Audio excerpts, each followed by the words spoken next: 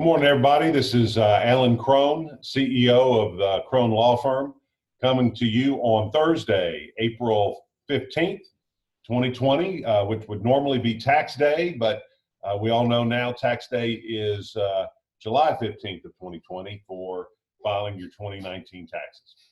I'm coming to you today. I wanted to share what I think is some really good news.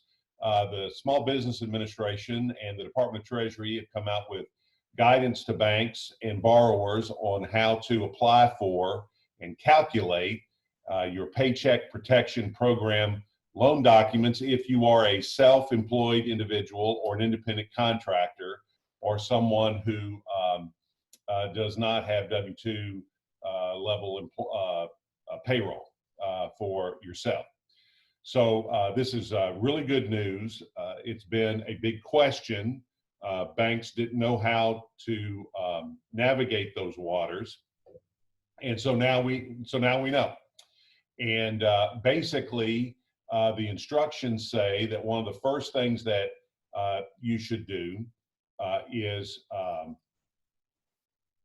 and I'm sharing my screen with you, and you see the Schedule C for the 1040 IRS form. And so this is what you're going to use, profit or loss from business, to determine what your payroll was. And I know it's kind of a confusing concept, particularly for a lot of business people who think of self-employment income a little bit differently than payroll. But I want you to kind of suspend that normal thought process and think of what you're going to be paying yourself through this PPP loan as payroll, even though it's not payroll, right? But to determine it, you're going to go to this form, and you're going to go to Schedule C, and you're going to come down to line 31, and that line is your gross profit for 2019. Now, if you haven't filed your 2019 taxes, that's fine. Not a lot of people have, but the SBA wants you to go ahead and fill out this form anyway, the same way you're going to fill it out ultimately when you file your taxes. And so you're going to use this line 31 as the amount. And so that amount, it becomes your payroll for purposes of this loan document for you as the self-employed or independent contractor. So you would take that number and you would divide it by 12, and that would give you your average monthly payroll for you, the owner. Now, if you have employees, W-2 employees, and you want to add that to it, then you would take your total payroll amount, including your payroll taxes, and health insurance, whatever benefits, and you would then add that to, you'd add that all up for 2019, and then you divide that by 12, and that would give you your average monthly payroll for your employees, and then you would add that to the number you got for your average monthly payroll for yourself, and that would become your loan amount. You would want to add to that any loan forgiveness that you want or that you want to add to from your EIDL loans that pre-exist this. Again, that's something you should work out with your banker, whether that makes sense for you. And then that becomes, and then you multiply the first number, the payroll numbers, you multiply that times 2.5, and then you add the loan payments, and that becomes your loan amount. So I'm going to set those loans aside, the EIDL loan repayments aside for just a moment.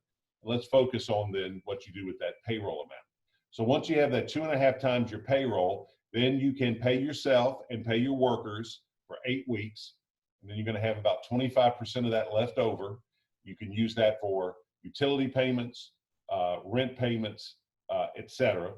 And whatever you don't spend, you then would convert to a 1% loan, or you could repay it if you didn't want to continue on with it.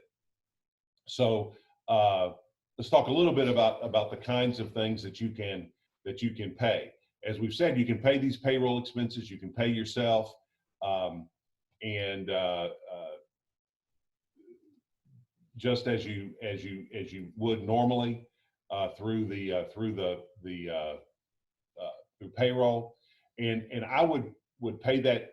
What you're going to pay to yourself, I would pay that directly to your personal bank account, not a business bank account. You want to pay that to your personal bank account, just as if you're taking a draw out or taking profits or whatever, and put it over there. You're going to want to talk to your tax professional about how that affects your tax liability.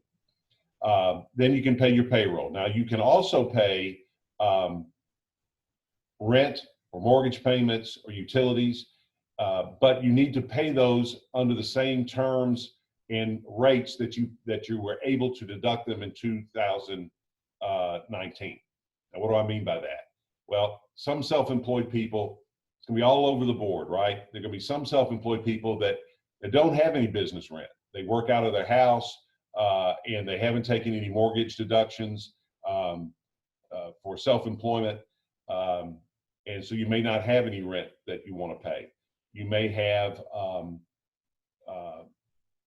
warehouse or a storage facility, or you may have a brick and mortar store or office. Well, if you deducted those last year, then you can pay those. Same thing with utility. So if you want to pay your personal expenses out of that personal bank account, and then you would want to pay your business expenses out of your business bank account. And then at the end of the day, you want to reconcile that and then apply for your loan forgiveness. Now, I'm advising everybody that I talk to have a separate account for those business loans, for the business loans, the PPP loan. That's what I've done.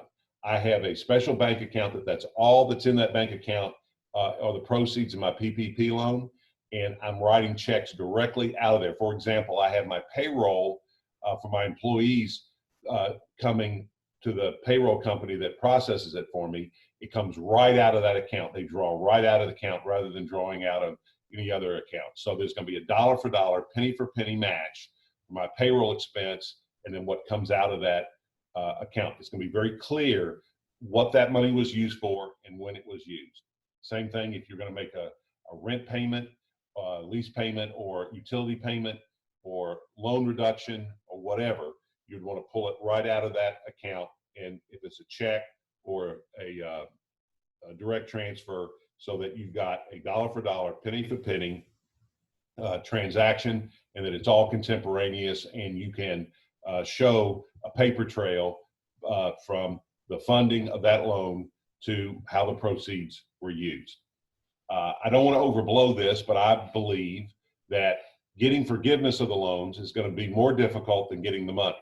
The money is relatively easy to get. I'm not saying this is going to be a Herculean task to apply for loan forgiveness, but I do think that the Small Business Administration and the Department of Treasury have not focused on forgiveness in the same extent that they have focused on how to fund these loans. So far, they've spent a lot of time, energy, and effort in issuing guidance and making policy decisions on how these loans are going to be processed and calculated and distributed. At some point, and they may have already started working on this, but at some point they're going to turn their attention to, okay, what's the process to get these loans forgiven? And I think they're going to want to see documentation on how the money is spent, where it's spent, how it was, when it was given, et cetera. So you want to make sure that you're paying particular attention to that, and you want to stay flexible, because I don't think that they have made the last guidance on how to calculate that. I think one thing they're going to be very interested in fact, in the guidance that came out on this, on how to calculate it, the secretary said that the PP loan is necessary, that using the 1040 Schedule C is consistent with the borrower certification of being in business required by the Act. Specifically, that the PPP loan is necessary to support ongoing operations of the borrower. The administrator and the secretary thus believe that this limitation is consistent with the structure of the Act to maintain existing operations and payroll and not for business expansion. So that is, they're going to be looking very, very carefully at how you spend the money. How are you maintaining your business operations? And so I would just keep that kind of information available to show that you continued your business operation and that this money went for the appropriate purpose. So that's what we've got. I hope this is helpful. I hope this gives a lot of people some hope and some place to begin to get some help. I would go through your banker. If you have a relationship with a banker, I think that's the place that you start. I don't think it matters as much whether it's a big bank or a small bank. If you've got that relationship, even at a huge bank, having that relationship will be very, very helpful, because you can get a return phone call, if you can get a return text, that's just going to reduce your anxiety level. This is not a difficult proposition. The form is a one-page form. It's very easy to fill out. It's very easy to calculate. You might need to get your accountant involved if you have to generate a Schedule C at this point. But do that and apply for the money, particularly if you're going to be in ongoing operations. If your business is shut down and you've decided I'm not going to continue ongoing operations, then you might want to look at the unemployment option, the $600 a week from the feds for 13 weeks through unemployment. You can't use both of those at the same time, but I think that's a business decision on what you want to do. And I don't know that you necessarily have to be providing services or selling product in order to be in business. This is a great opportunity to work on your business, to make plans for the future, to fine-tune your business, maybe work on processes and procedures, or evaluate your business strategies, particularly in light of the new economy that we're probably going into. But you want to, you want to make sure you particularly pay attention to that. I've got a blog post out there on all of this that has links to various other sites that may be helpful. Check that out. If you have any questions, you need to contact me, feel free. Just the best way to find me is just Google my name, Alan Crone, Crone Law Firm, Memphis, and believe me, you'll be able to find contact information for me. Call me anytime. We're here to help. If you like, please share or forward this email on. If you see it on social media, share it. We just want to get this word out as far and wide as we can so that people know what they need to do. I hope everyone that I'm listening to is safe and healthy, and I hope your loved ones are safe and healthy. If not, if you or a loved one is suffering from this virus, I pray for you, and we're rooting for you to get better. And when this is over, we're all going to come back bigger and better than ever. I have no doubt of that. Thank you so much, and I look forward to talking with you later. Bye-bye.